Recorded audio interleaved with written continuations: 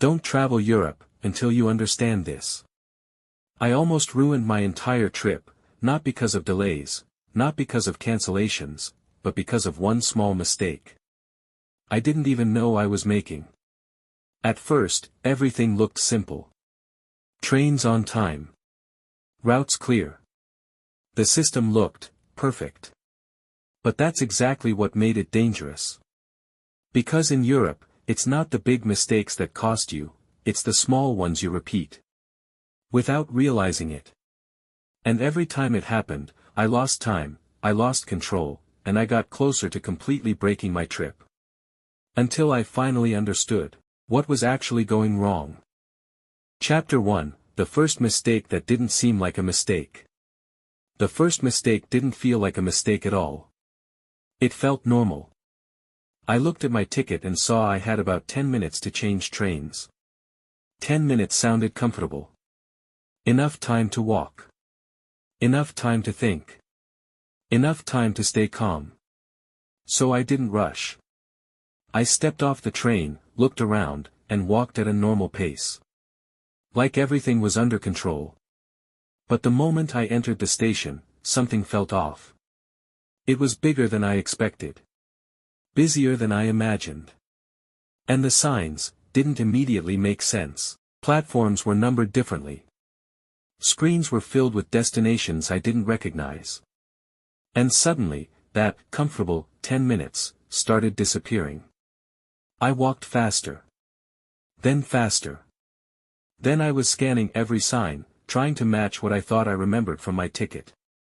But here's the problem, I wasn't actually following the system. I was following assumptions. I assumed the platform wouldn't change. I assumed the signs would be obvious. I assumed I had more time than I actually did. And Europe doesn't reward assumptions. By the time I reached the platform I thought was correct, I saw the train doors closing. No countdown. No warning. Just a quiet, precise departure. Right in front of me. And in that moment, I realized something most tourists don't understand. In Europe, small mistakes don't feel dangerous, until they start repeating. And in the next chapter, I'll show you why Europe punishes small mistakes. And why it kept happening to me again and again. Chapter 2, Why Europe Punishes Small Mistakes. After missing that first train, I told myself it was just bad luck. Wrong platform. Wrong timing. It happens, right? So I moved on. I checked the next connection, adjusted my plan, and told myself I wouldn't make the same mistake again. But I did. And that's when it stopped feeling like bad luck, and started feeling like a pattern. Because in Europe, the system doesn't forgive small mistakes. It exposes them. Everything runs on precision. Trains arrive on time. Doors close exactly when they're supposed to. Connections are tight, sometimes only a few minutes apart. There's no extra buffer built in for hesitation. No delays to save you. No flexibility to cover uncertainty.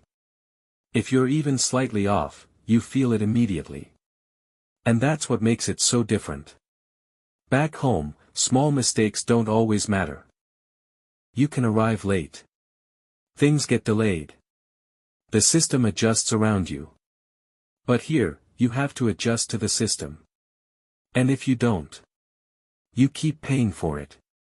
Miss one train, and now you're chasing the next. Miss another, and your entire schedule starts to shift.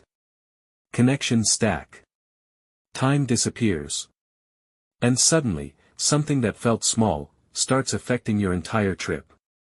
That's when I realized, this wasn't about being unlucky. I was approaching the system the wrong way. And until I fixed that, it was going to keep happening. In the next chapter, I'll show you the exact moment I realized what I was doing wrong. And the detail I had been completely ignoring the entire time. Chapter 3, The moment I realized I was doing it wrong. The moment everything changed, wasn't dramatic. No big realization. No one explaining it to me. It was quiet. I was standing in the station, staring at the departure board again. trying not to make the same mistake for the third time. And this time, I slowed down. I stopped rushing. Stopped guessing. And I actually looked. Not at the destination. Not at the time. But at the details I had been ignoring the entire time. That's when I saw it. The train number. A small detail, but it was everywhere. On my ticket. On the board. On the platform screen. Chapter 4, The Fix That Changed Everything. Once I understood what I was doing wrong, I didn't need a complicated system. I just needed a simple way to move through stations without guessing. So I started following a few rules. And everything changed. Rule number 1, follow the train number, not the destination. This one fixed most of my mistakes instantly. Because in Europe, multiple trains can go to the same city. But only one of them is your train. The train number is the one thing that stays consistent. Platforms can change. Times can update. But the train number doesn't lie. Rule number 2, treat the departure board as your source of truth. Not your ticket. Not your app. The board. Because it updates in real time. Platforms change. Delays happen. Adjustments are made quietly. If you're not checking the board, you're already behind. Rule number 3, arrive early, but use that time properly. Before, I thought arriving early meant relaxing. Walking slowly. Not paying attention. But that's not what early time is for. It's for understanding your environment. Finding your platform area. Watching the board. Positioning yourself before things get busy. Because once it's time to board, everything moves fast. These weren't complicated tricks. But they removed the chaos completely. No more guessing. No more rushing blindly. Just clear, intentional movement. And for the first time, I felt like I was moving with the system, instead of constantly falling behind it. And in the next chapter, I'll show you the truth most tourists never realize. The mindset shift that makes all of this feel easy. Chapter 5, The Truth No One Tells Tourists. The biggest change wasn't the rules. It wasn't the train number, or the departure board, or even arriving early. It was the way I started thinking about travel in Europe. Because at the beginning, I was trying to control everything. Every connection planned perfectly. Every step expected to go exactly right. And the moment something didn't match my plan, stress took over. That's how most tourists travel here. They treat Europe like a system that should adjust to them. But that's not how it works. Europe isn't built around tourists. It's built around millions of people. Who use this system every single day. To work, to study, to live. The system doesn't adapt to confusion. It rewards understanding. And once I accepted that, everything started to feel easier. I stopped expecting perfection. I stopped panicking over small mistakes. And I started trusting the system. Because here's the truth no one tells you, missing a train isn't what ruins your trip. Repeating the same mistake is. There's almost always another train. Another route. Another way forward. But if you keep guessing, you keep falling behind. That's why some travelers move through Europe effortlessly, while others feel lost the entire time. It's not experience, it's awareness. And once you shift into that mindset, you stop feeling like a confused tourist, and start moving like someone who understands the system.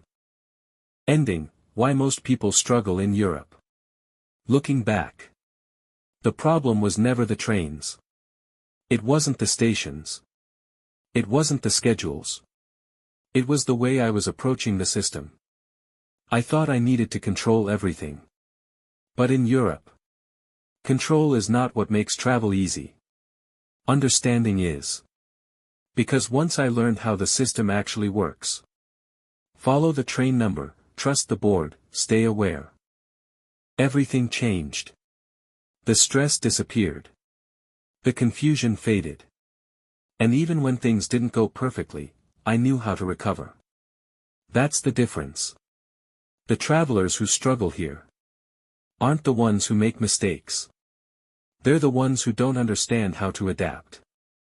But once you do, Europe becomes one of the easiest places in the world to travel. Not because it's simple, but because it's consistent. And consistency is powerful when you know how to use it. So if you're planning a trip, don't focus on being perfect. Focus on understanding the system. Because once you do, you don't just travel through Europe. You move through it with confidence. And in my next video, I'll show you the easiest European cities to navigate using public transport. Places where even beginners can travel stress-free from day one. Watch that next. It will make everything even simpler.